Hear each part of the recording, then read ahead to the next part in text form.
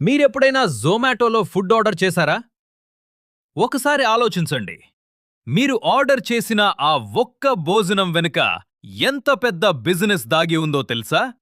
ఈరోజు కోట్లాది మంది ఉపయోగిస్తున్న జొమాటో ఒకప్పుడు కేవలం రెస్టారెంట్ మెనూలు చూపించే చిన్న వెబ్సైట్ మాత్రమే.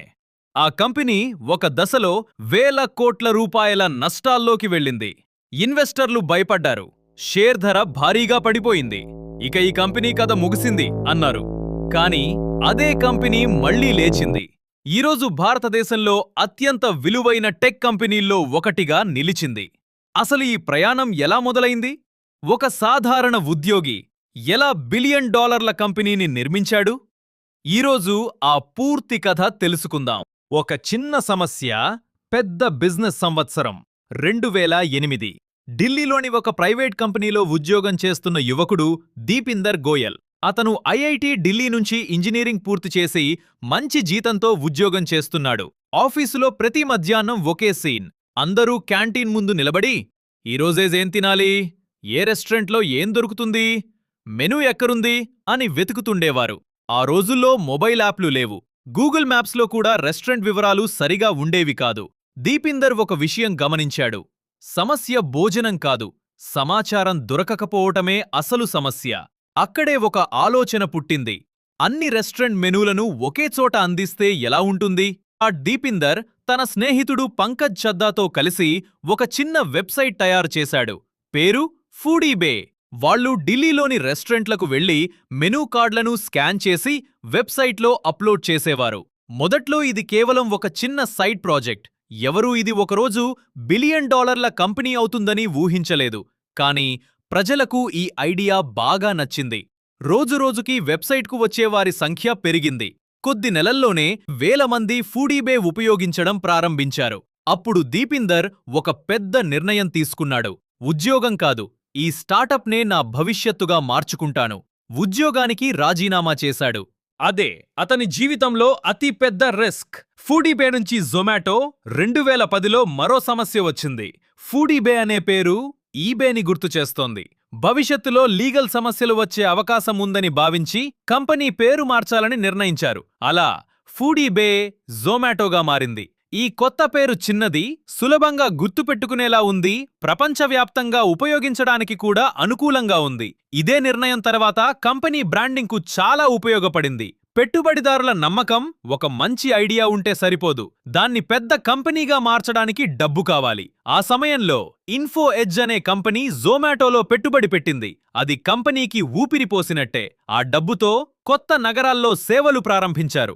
వేలాది రెస్టారెంట్లను ప్లాట్ఫారంలో చేర్చారు. కొన్ని సంవత్సరాల్లో భారతదేశంలోని ప్రధాన నగరాలన్నింటికీ జొమాటో విస్తరించింది. అంతేకాదు, విదేశాల్లో కూడా సేవలు ప్రారంభించింది. అప్పుడు ప్రపంచం మొదటిసారి ఈ భారతీయ స్టార్టప్ను గమనించింది. ఇప్పటివరకు చూసిన వీడియో మీకు నచ్చినట్లయితే వీడియోని లైక్ చేసి సబ్స్క్రైబ్ చేసుకోండి. జొమాటో జీవితాన్ని మార్చిన నిర్ణయం. 2015 జొమాటో ముందు ఒక పెద్ద ప్రశ్న నిలిచింది. మనం కేవలం రెస్టారెంట్ వివరాలు మాత్రమే చూపిస్తూ ఉంటే భవిష్యత్తులో ఎంతవరకు ఎదగగలం? ఆ సమయంలో ప్రజల ఆలోచన మారుతోంది. స్మార్ట్ ఫోన్లు పెరిగాయి. ప్రజలు ఇంట్లో నుంచే అన్ని సేవలు కోరుకుంటున్నారు. అప్పుడు జొమాటో ఒక భారీ నిర్ణయం తీసుకుంది. ఇక నుంచి మనమే ఫుడ్ డెలివరీ కూడా చేస్తాం. ఈ నిర్ణయం కంపెనీ భవిష్యత్తును పూర్తిగా మార్చేసింది. కానీ ఇది అంత సులభం కాదు. వేలాది డెలివరీ పార్ట్నర్లు కావాలి, టెక్నాలజీ కావాలి, రెస్టారెంట్లతో ఒప్పందాలు కావాలి. ప్రతిరోజు లక్షల ఆర్డర్లు హ్యాండిల్ చేయాలి. అంటే వందల కోట్ల రూపాయలు ఖర్చు పెట్టాల్సిందే. అదే సమయంలో మరో కంపెనీ కూడా వేగంగా ఎదుగుతోంది, స్విగ్గీ. ఇప్పుడు ఇద్దరి మధ్య అసలు పోటీ మొదలైంది. ఎవరు ఎక్కువ డిస్కౌంట్లు ఇస్తారు? ఎవరు వేగంగా డెలివరీ చేస్తారు?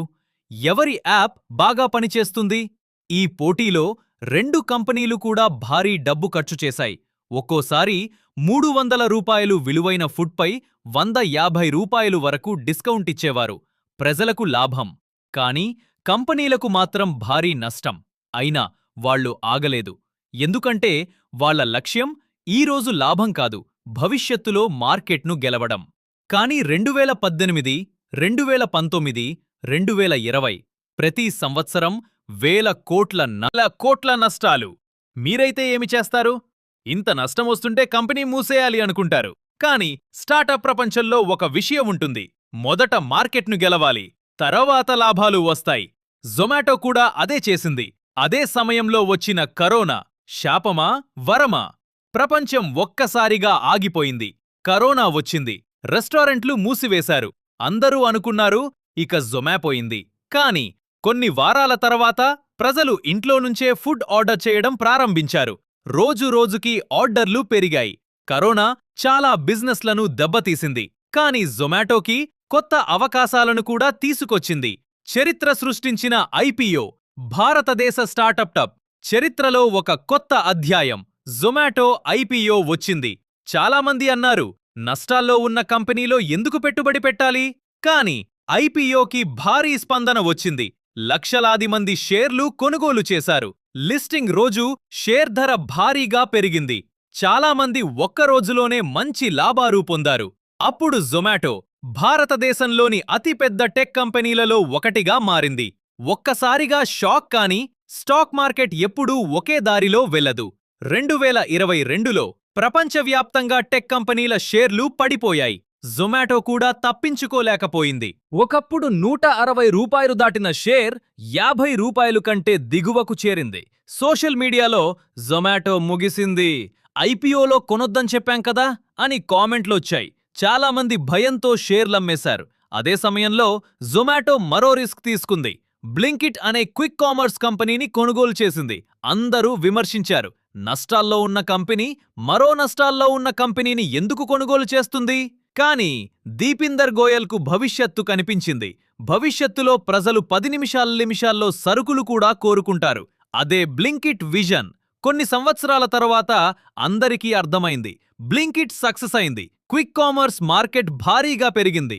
ఇప్పుడు కేవలం భోజనం మాత్రమే కాదు, పాలు, కూరగాయలు, మందులు, రోజువారీ సరుకులు అన్నీ నిమిషాల్లో డెలివరీ అవుతున్నాయి. ఇదే జొమాటోకు మరో పెద్ద ఆదాయ వనరుగా మారింది. చాలామంది అనుకుంటారు డెలివరీ ఛార్జ్ మాత్రమే కంపెనీ ఆదాయం. కానీ కాదు.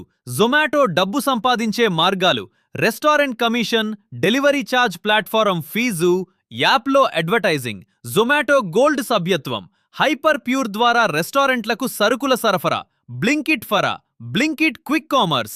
ఒకే కంపెనీకి ఎన్నో ఆదాయ మార్గాలు.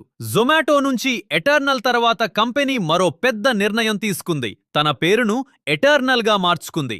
ఎందుకంటే ఇప్పుడది కేవలం ఫుడ్ డెలివరీ కంపెనీ కాదు, ఒక పూర్తి టెక్నాలజీ ఎకోసిస్టమ్గా ఎదుగుతోంది. ఒక క్యాంటీన్లో మెనూ దొరకడం లేదనే చిన్న సమస్యతో మొదలైన ఆలోచన ఈరోజు లక్షలాది మంది జీవితాల్లో భాగమైంది.